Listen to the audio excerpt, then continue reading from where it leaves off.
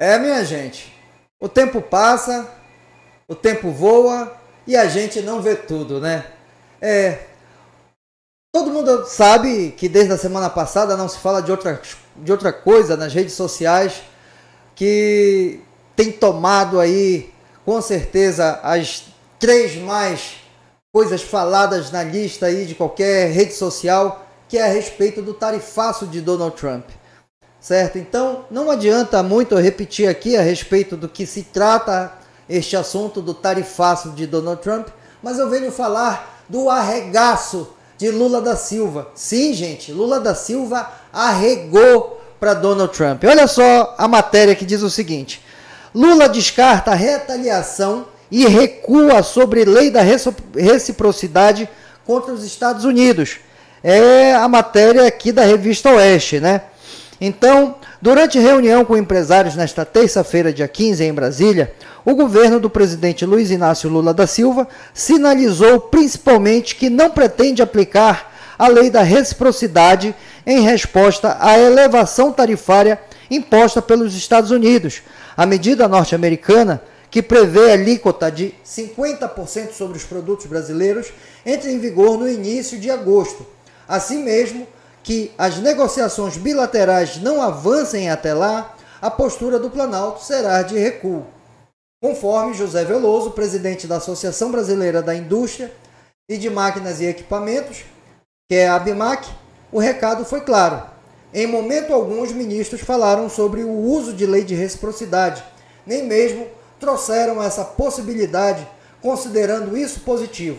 Defendemos que o Brasil não reaja com a lei, para evitar uma escalada improvável. Bem, vamos lá, vamos ser aqui honestos intelectualmente, que é o princípio básico aqui deste programa e de qualquer programa que seja de direita. Quer falar a verdade? Tudo bem, aqui se falou de um recuo com relação a essa questão do tarifaço de Donald Trump. Mas se falou em resolver o assunto de uma maneira definitiva e firme, porque até então a questão desta guerra tarifária está sendo a arma de Donald Trump. Mas a grande motivação de Donald Trump ter tarifado o Brasil e seus produtos em 50% foi exatamente a perseguição política e judicial contra Jair Messias Bolsonaro e familiares, assim como contra seus companheiros, pessoas que trabalharam com ele ali no seu governo, como alguns ministros e assessores direto, que é o caso de Felipe Martins. Bolsonaro está sendo perseguido e ficou muito bem delimitado de que Donald Trump estava agindo desta maneira por conta desta perseguição. Ao bem da verdade que na sua carta de comunicação, que a partir do dia 1º de agosto estaria tarifando todos os produtos brasileiros em 50%, lá no final ele disse: deixe Bolsonaro em paz. Mas eu não pergunto só isso.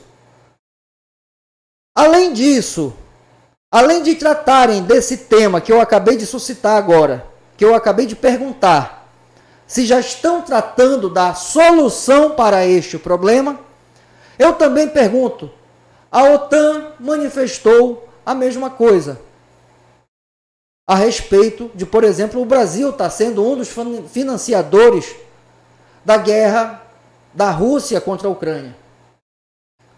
O Brasil vai resolver também mais essa situação de deixar de comprar o combustível da Rússia para financiar a sua guerra contra a Ucrânia?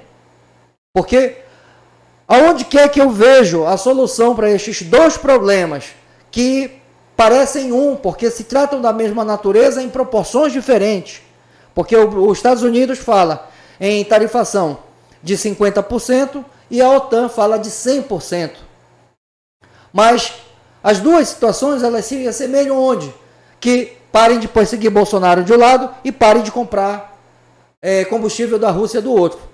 O governo brasileiro já se manifestou com relação a isso ou vai continuar na mesma sem vergonhice? Apoie o nosso trabalho, inscreva-se em nosso canal, deixe seu like, comente e compartilhe. E vamos aqui, através de cada clique que você der, se inscrevendo no canal e deixando o seu like, fazer isso muito mais do que um clique, e sim um ato de resistência contra essa tirania que nós estamos vivendo nos últimos dias.